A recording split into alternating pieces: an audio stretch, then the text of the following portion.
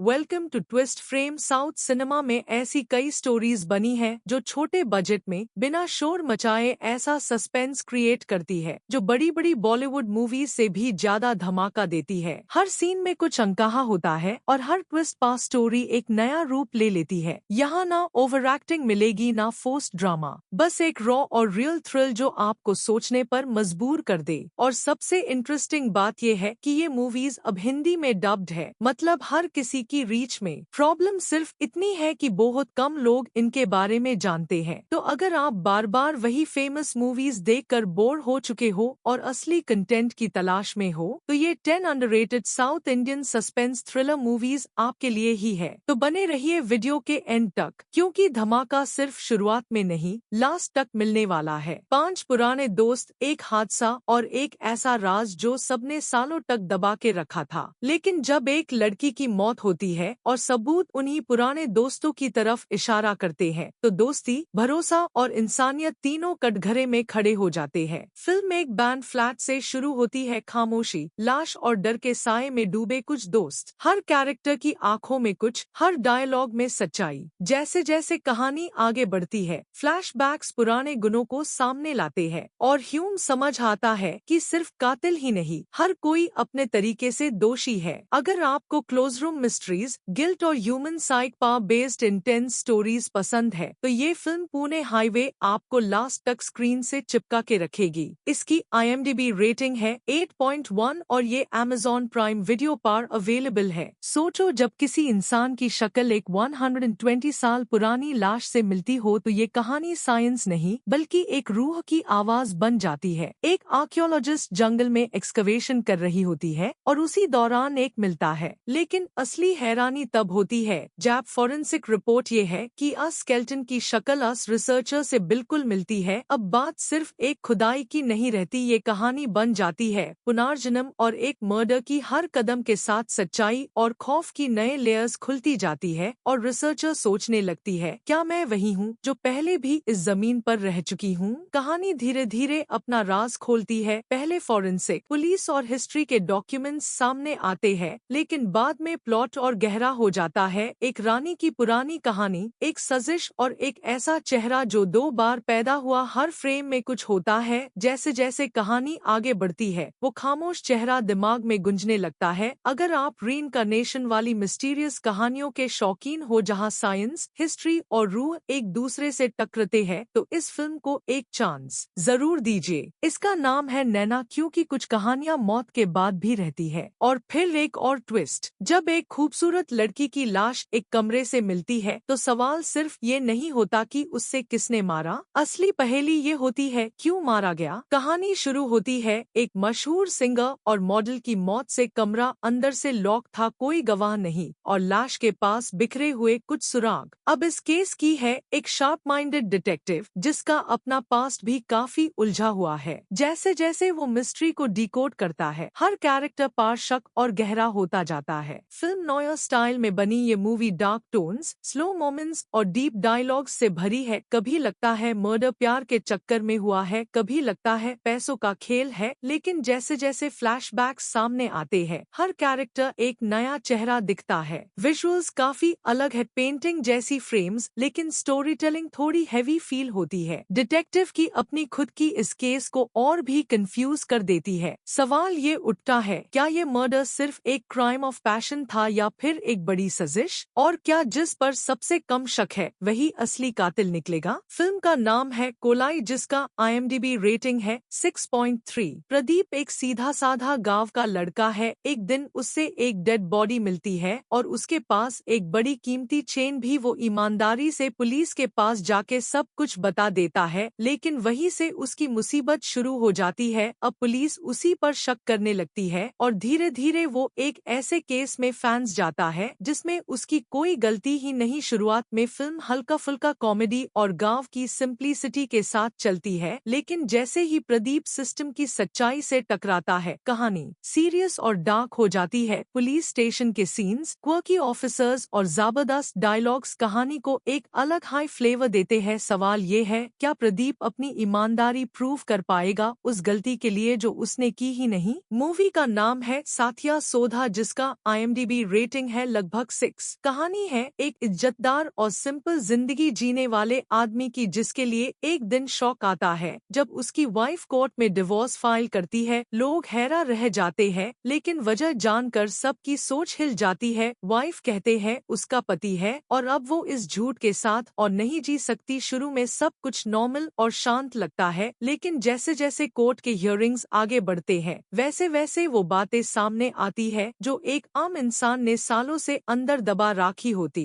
है। हर कैरेक्टर की खामोशी अपनी कहानी बोलती है। पति की छुप, वाइफ का दर्द, बेटी की कंफ्यूजन और पिता की नजरें। फिल्म स्लो है लेकिन हर सीन एक गहरा सवाल छोड़ जाता है। मूवी का नाम है कैथल द कोर जिसका IMDb रेटिंग है 8। और फिर एक और धमाका जब एक सिंपल सी डोप अचानक बंदूक की नोक पर रुक जाए तो वहाँ सिर्फ गोलियां नहीं चलती। सवाल उठते हैं इंसानियत पर। एक कैफे जहाँ लोग सिर्फ चाय और गपशप के लिए आए थे लेकिन उस दिन सब कुछ बदल गया। तभी अचानक कुछ बंदूकदार कैफे के अंदर घुस जाते हैं और सबको बंदी बना लेते हैं। अब ये कहानी किसी एक टेररिस्ट अटैक की नहीं है बल्कि अन लोगों की है जो अंदर फंस चुके हैं और धीरे धीरे अपने अंदरने लगते हैं। धर्म, डर और इंसानियत के बीच एक जबरदस्त टकराव होता है। पूरी फिल्म एक हाई शॉट में शूट की गई है, ना कोई कट ना ब्रेक, और यही बात इसे और रियल और इंटेंस बना देती है। हर एक का अपना डर है, अपनी सोच है। कोई खुदा के नाम पर सब कुछ सही मान लेता है तो कोई इंसानियत को आखिरी उम्मीद समझता है। कभी लगता है सिर्फ बातों से सब बदल जाएगा लेकिन अगले ही पल लगता है शायद अब कोई नहीं बचेगा। सवाल ये है, क्या इन बैन दरवाजों के पीछे अब भी कोई उम्मीद जिंदा है? अगर आपको ऐसी फिल्म्स पसंद है जो बिना दिखावे के सिर्फ सस्पेंस और सच्चाई से बात करती है तो सैटरडे आफ्टरनून जरूर देखिए जिसका IMDb रेटिंग है 6.6। ये कहानी है एक गूंज लेकिन बेहद सेंसिटिव आदमी की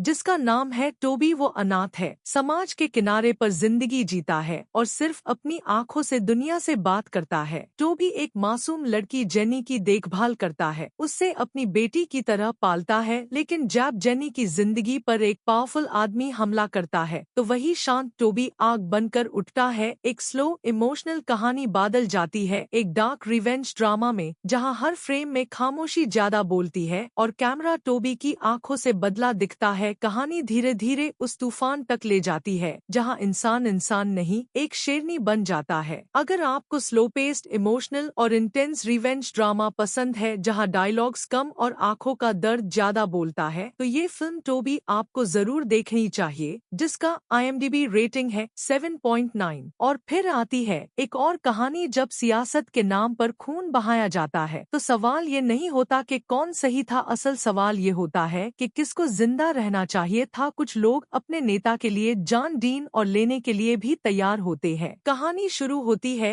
एक कत्ल से और उसके बाद शुरू होती है एक ऐसी रात जहां कुछ पार्टी वर्कर्स एक मेडिकल स्टूडेंट के साथ भाग रहे होते हैं। धीरे धीरे सबके चेहरों से नकाब गिरता है और समझ आता है कि जिस जंग को उन्होंने शुरू किया था उसका अब कोई मतलब ही नहीं बचा। शुरुआत धमाकेदार है, लाल और काले रंगों में डूबी हुई वायलेंस, जबरदस्त कैमरा वर्क और बैकग्राउंड म्यूजिक जो एटमॉस्फेयर को पकड़ के रखता है। लेकिन जैसे जैसे कहानी आगे बढ़ती है डायलॉग्स हल्का लगने लगते हैं और कैरेक्टर्स के इरादे धुंधले। हर सीन आंखों को इम्प्रेस करता है लेकिन दिमाग में खालीपन छोड़ देता है। अगर आपको बोल्ड विजुअल्स, लाउड BGM और हेवी पॉलिटिकल थ्रिलर्स पसंद है तो ये फिल्म चावर आपके लिए परफेक्ट है। कभी कभी एक ख्वाब इतना सच लगता है कि समाज उससे जहर समझने लगता है और जब एक लड़की के हाथ में छुरी नहीं बल्कि सोच की आग होती है। टैब रेसिपी बनती है बगावत की एक रिलीजियस और कंजर्वेटिव माहौल में पाली बड़ी लड़की के अंदर एक खास हुनर है खाना बनाना। लेकिन जैसे ही वो अपने पैशन को एक प्रोफेशन में बदलना चाहती है सबसे बड़ी दीवार बन जाती है उसकी अपनी परंपरा। कहानी उसके स्ट्रगल की है, उसके स्वाद की है और सोच की है जो हर बाइट में एक सवाल छोड़ देती है। शुरुआत में फिल्म में कल्चर की मिठास और सिंप्लिसिटी है लेकिन जैसे ही लड़की अपना रास्ता बदलती है सोसाइटी का पूरा तानाबाना हिला देती है। एक सिंपल लड़की जैब शेफ बनने की ठान लेती है तो रेसिपी सिर्फ खाने की नहीं बदलाव की बन जाती है। बाप की नाराजगी, रिश्तों की टूटटास और सोसाइटी की उंगलियों के बीच वो सिर्फ अपने लिए नहीं बल्कि हर उस लड़की के लिए खादी होती है जिसे मर्यादा के नाम पर रोका गया। ये मूवी काफी पावरफुल है Annapoorani, the goddess of food. लेकिन सैडली ये OTT पर अवेलेबल नहीं, क्योंकि इसे बंद कर दिया गया है। और अब आती है एक और कहानी। एक ईमानदार पुलिस ऑफिसर की जिंदगी पलट जाती है जब उसका छोटा बेटा एक डेडली बीमारी में फंस जाता है और इलाज के लिए उससे चाहिए एक दिल, एक नई उम्मीद, एक नई कुर्बानी। ट्रांसप्लांट की जरूरत होती है, लेकिन हॉस्पिटल पैसों के बिना उसका इलाज करने से इनकार कर देता है। और यहीं से कहानी एक बाप की बन जाती है, एक ऐसे बाप की जो अपनी औकात से ऊपर उठकर पूरा सिस्टम से टकरा जाता है। वो हॉस्पिटल को घेर लेता है और अपने बेटे की जान बचाने के लिए हर हद पार कर देता है। कहानी में टेंशन बढ़ता ही चला जाता है। क्या एक बाप अकेला सिस्टम से लड़कर अपने बेटे की जान बचा पाएगा? सिर्फ एक बाप और उसके बेटे की कहानी नहीं, पुलिस, हॉस्पिटल और मीडिया के बीच की पॉलिटिक्स भी स्टोरी को और ज्यादा इंटेंस बना देती है। अगर आपको ऐसे इमोशनल थ्रिलर्स पसंद है जहां दिल और दिमाग दोनों की जंग चलती है, तो ये मूवी तमिल रसन आपको जरूर देखनी चाहिए। और गुड न्यूज ये है कि ये ZEE5 पर अवेलेबल है।